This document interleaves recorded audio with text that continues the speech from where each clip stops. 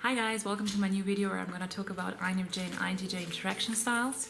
I have been blessed to have a lot of INTJs in my life, both in my private life and my professional life. I had a lot of co-workers who are INTJs, and my husband is an INTJ, so I have a first-hand experience about this kind of relationship. So yeah, let's dive into this topic. Let me just begin with just one very interesting remark about INTJs. Well, probably you can say this applies to every other type, like in general, but I think that NI DOMs are a bit specific on that because you can't get to know and see NI DOM unless you have this one-on-one interaction with them. For me, for example, my husband, I met him like one-on-one. We went on a couple of dates, and then as our relationship progressed, we included other people. And I remember feeling very at ease, with him, very comfortable and energy. I get you, you get me. We don't have to do much explaining. Sharing this first NI and our last function SE, which is when you know the loop, how the brain is wired, how you first have idea or you receive information through your NI and then you filter it through SE and then you express it with your expressing functions like your second and third function, which is actually quite different for NITJ and INFJ, but we're gonna get into that in a moment. But this first, what you see is it's the same, it's very similar, it's practically the same. So I remember thinking, oh my god, we're like the same person. And then once we get to introduce other people, and once I could see the way he expresses himself, the way he channels his thoughts in a very TE way, where very concrete logic and doing these fact checks, I thought to myself, this is a different person, we're so different. But I'm sure if other thing happened, like if I met him in a social setting and then got to interact with him one-on-one, the thing would be the opposite. I would think he's different, and then I would shift to, oh, we're so similar. This reminds me of one of my favorite movies, Pride and Prejudice, Elizabeth Bennet and Mr. Darcy. And I think this was the case for them. She meets him in this, in a social environment, on this dance floor, and the way he expresses himself, very strict and very facts driven. She's a bit put off by this energy. He comes across as arrogant, which actually he's not, and most INTJs are not, but once you have a T as your creative function, it's easy for people to think you're arrogant just like you would think we're INFJ, that we are bubbly and we're all these smiley things, but we're actually not. It's just how we express our ourselves. So once she gets to see how he acts, and the way INTJ act is the way they feel about you. They're not people of many words. I think if you know the love language styles, I would say probably for INFJs and INTJs, the first dominant one is quality time, and then for INFJs, of course, depending on the person, but my personally is words of affirmation, and for INTJs mostly is acts of service. They're gonna, if they like you, they're gonna help you, they're gonna do some upgrading, or how they see it in your system. They're gonna give you some fact and they're gonna help you with their concrete logic. And once she gets to see how he acts and how actually emotional he is, and once she gets to have some one-on-one interactions with him, she has a completely different picture of him. And she even at some point says to her father, he and I are so similar. And this is something that I really I can really relate to. So that being said, I would say that this interaction style probably falls into the middle of the difficulty level. It's not extremely easy, with this interaction style, we have with intuitive feelers, and also it's not very different we have with sensing thinkers like ESTJs. But there is some work to be done and some things to understand about this interaction style, being NT and F. Although we share way more similarities than differences. But once you get to understand this, once you get to understand how they function, how they think, how they feel, I think it's very rewarding, and I think that we can learn extremely a lot of things from them. I would say that being an ISE and having thinking and feeling in a middle of stack makes us pretty balanced, both of us, like very feeling but also very thinking couple, I would say. Not making any very irrational feelings, like okay, very irrational decisions, like let us leave our job and move to Thailand, that kind of thing. But also not completely dry type like you would have with two sensitive, sensing thinkers. So there is, there is some, there is a lot of, I would say a lot of balance included in a relationship. That being said, I don't think that INFJs are, very feeling types, and I don't think INTJs are very thinking types. What most people don't think probably about INTJs. Again, I know this is how they present to people, and I know this is like first impression to most people, but I think that FI makes them very, very aware of their own feelings, depending on in which life stage they are, how developed they are. But once they develop this FI, and once INFJs develop TI, I think that we both get to value this in each other. Like we see their FI, we see their emotions. We don't think they're emotionless beings. I mean, there is no such thing, but that's how INTJs are portrayed a lot. And on internet, that's like what bothers me, because there's a lot of emotions included in their own world. And once you get to see an I and FI loop, you know what I'm talking about. And the same goes for INFJs.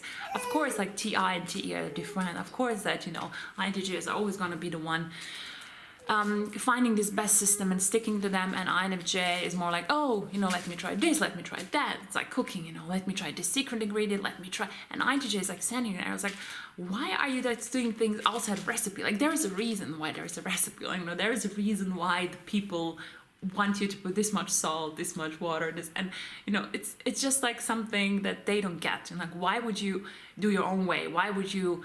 Or generally, like with the systems, like with my job, would you try these different methods if this is what works the best? So there is a bit of difference there, but I think once you get past that childish phase, I say childish because for me thinking that the best is a bit childish. So once you get past that, and once you see the potential in other people and other types of feelings and intelligence, we get to respect each other. They get to respect TI once they see, okay, what can we do professionally for them, and then they are gonna accept the TI and gonna eventually help us with things that we're lacking at, like TE, and vice versa. Like we accept the FI, we value it, and we cover them on this FE field. I also have like a different, I think we have a different approach in terms of like how we see the world and how important is like the feedback for us. I feel that being FE and being intuitive feeler, it bothers me a lot, honestly. Even today, although it's something I've been working on a long time, how people see me and how people react to me, how people, how I make them feel. Whereas with INTJs, it's not like they don't know it. I mean, having to how people think about you. So from that, you can deduce a lot about, how they feel about you. For INFJs, I would say, although, it's our blind spot, definitely we lack TE, and it's not something that we are interested in. But, if you ask me how someone thinks of me, I would go with feelings. So, okay, this is how he feels. I sense it. So he must be feeling this. Of course, it's not always like that, and I can, for example, think horribly of someone and still, even against my will, kind of like this person. Like, there's something she or he does that I just, feel attracted to intellectually or emotionally.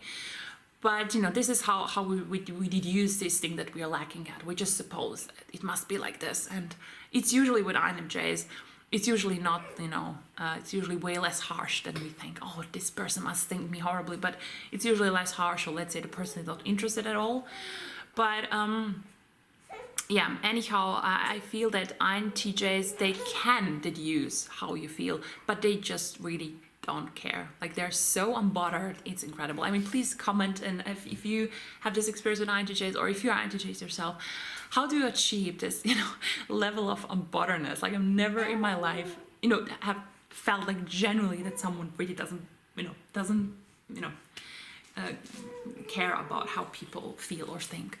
And they just do their own thing. INFJs also, they do their own thing, but they care.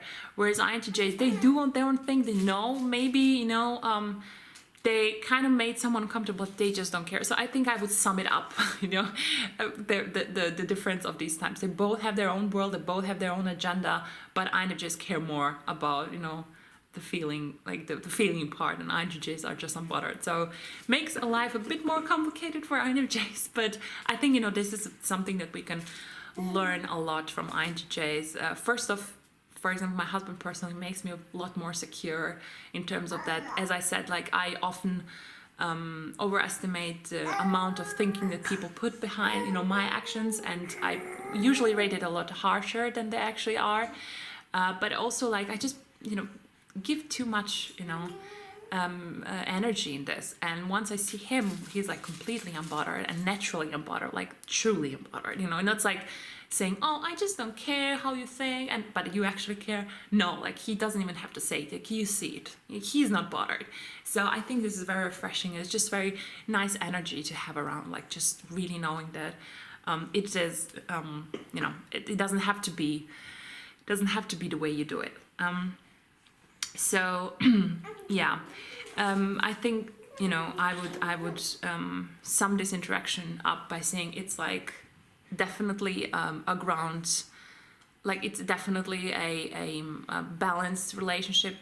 It falls into like the middle, let's say, difficulty levels, because there are some, I would say there are some problematic fields in terms of like TE and FE, but there's like, well, saying like there is a work to be done, but there is a very like rewarding relationship that both types can benefit from. I also forgot to say that INTJs can also benefit from FE, although they do not, you know, they don't value it, because INTJs makes this environment, make the harmony, and just have a naturally more ease at interaction with people, which INTJs also can benefit from. Although they do not value it at first, but you know, they can for sure. So yeah, I would just say it's just very, very interesting, you know, combination where you see more or less the same you, but in different shades, and it kind of opens up a lot of possibilities. Just understanding that, you know, your way of channeling this NISE loop doesn't have to be, I won't say the best, it doesn't have to be, you know, always correct one, it doesn't have to be the only way. And so for me, you know, makes it almost like I have a twin, but like in a different color, a different shape, if possible. So yeah, like different flavor, but like the same ingredients. So yeah, this is, you know, more or less everything I wanted to say. Comment please if you have had the similar experiences, or maybe different ones. Give it a thumbs up if you like the video. Subscribe to my channel, it means a lot to me. And yeah, I see you in my next video, and Happy New Year. Bye.